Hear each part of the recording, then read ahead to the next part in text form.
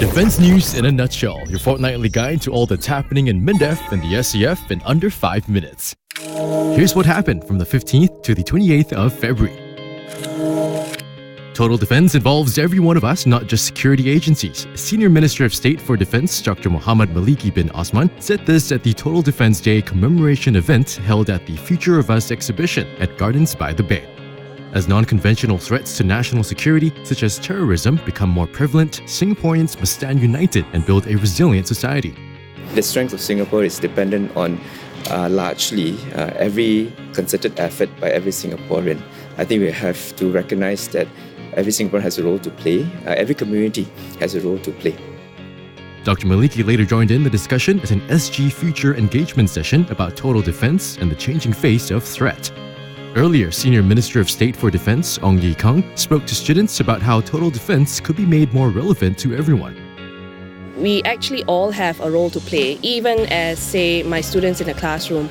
They need to be more aware of the current affairs. They need to know that when they are adults, they need to make decisions that are good for the country.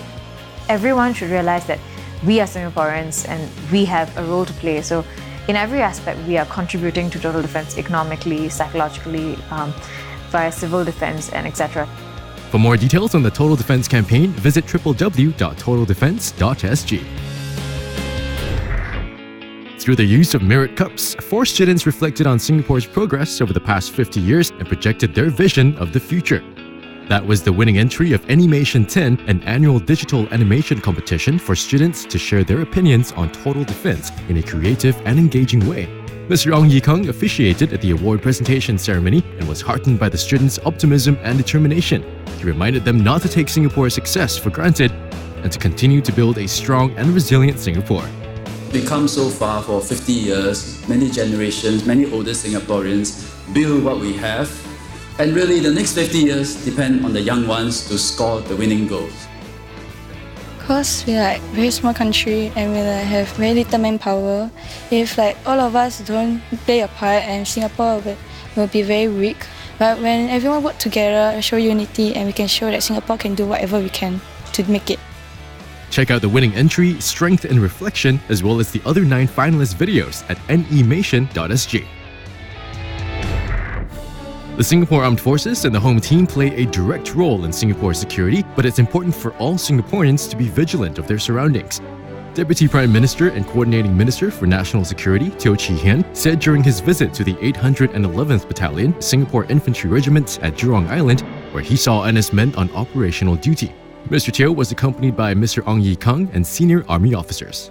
Mr. Teo noted that soft targets such as shopping malls and coffee shops could be likely targets of terrorist attacks.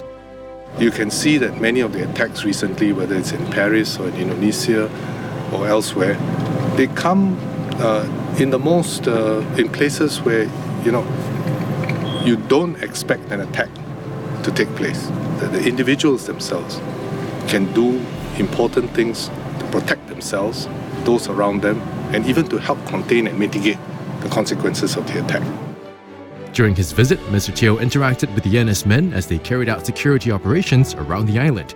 He was also briefed on their deployment in protecting key installations. Mr. Ong Ye Kung and Dr. Muhammad Maliki bin Osman hosted 270 key stakeholders and their families at the Singapore Airshow 2016. These stakeholders included members of the Advisory Council on Community Relations in Defence, or ACCORD, the Government Parliamentary Committee for Defence and Foreign Affairs, GPC-DFA, and its resource panel, as well as employers, educators, and grassroots leaders. The visitors were thrilled by the aerial display, got up close and personal with 11 RSAF assets at the static display, and learnt more about the various defence products at ST Engineering's indoor exhibition. The visit helped them gain a deeper understanding and appreciation of Singapore's present and future defense capabilities. For more details on these stories, visit mindef.gov.sg. Now let's check out what's buzzing on our social media channels. Fighting alongside each other during combat training and crossing an obstacle course through teamwork, soldiers from the Singapore Army and the Royal Thai Army worked closely together during the 18th exercise Kocha Singa, an annual bilateral exercise held in Thailand. The exercise aims to enhance the interoperability between the two armies and highlights the close and long-standing defense ties between Singapore and Thailand.